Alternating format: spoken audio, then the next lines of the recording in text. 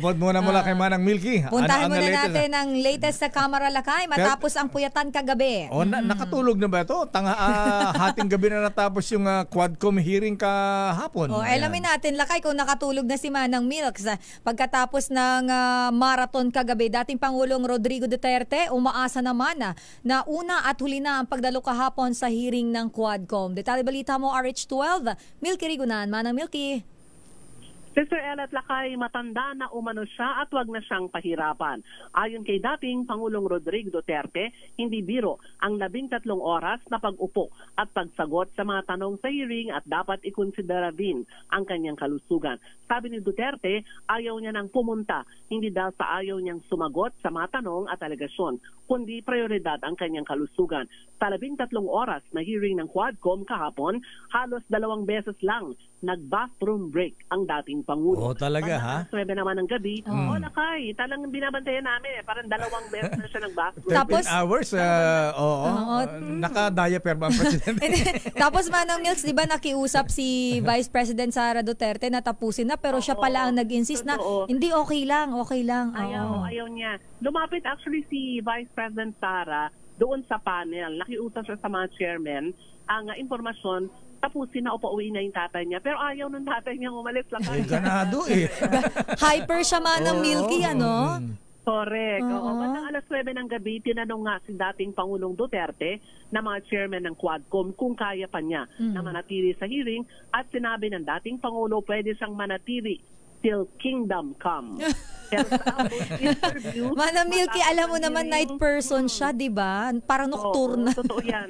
Parang nung una, sabi namin, mga bandang gabi, medyo gaganahan na. Totoo yung sinabi mo, Sister El, ginanahan ng bandang gabi na. Tapos interview, matapos ang hearing, sinabi ng Pangulo na baka maghanap na siya ng pinakamalapit na punerarya pagkatapos dumuli sa susunod na hearing. Narito si dating Pangulong Rodrigo Duterte. How many hours kami nag? Almost 12. 13 hours kami nag, Ang biro mo yan. Sa edad ko. Sunod.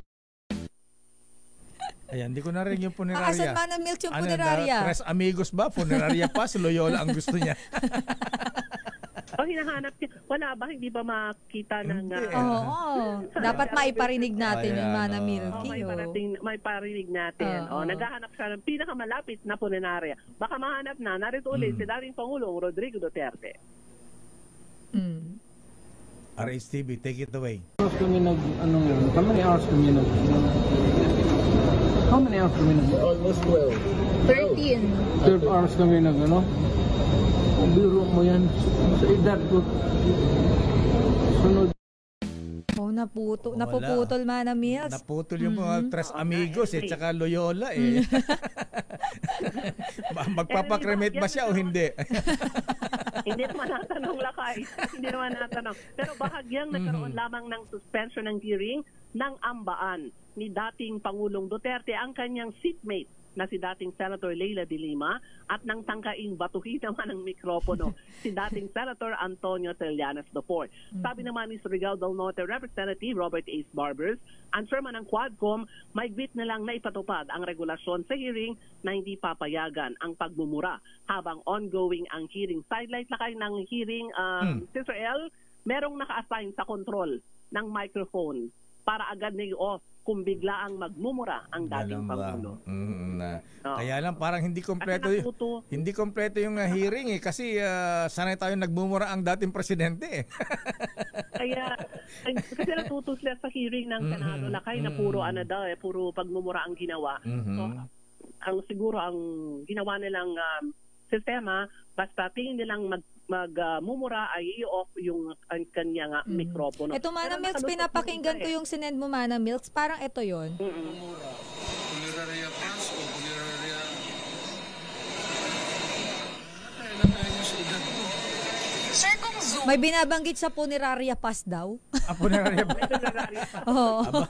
Ayaw niya ng St. Peter at saka Tres Amigos? Medyo off mic nakasalakay na nagsikan din kami for the interview, mga ano na yun, nag-aalas 12 na ng hating gabi.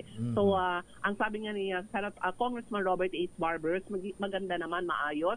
So, ito-consider naman daw nila yung request ng dating Pangulo na tama naman na yung kanyang pagharap minsan dito sa Quad Committee dahil napagbigyan na rin yung request na siya ay humarap dahil matagal na rin siyang inaanyayahan ng komite. Ako si Neil Gregorio nagulat para sa DCRH, una sa Pilipinas, una sa Pilipino. Daming bayan.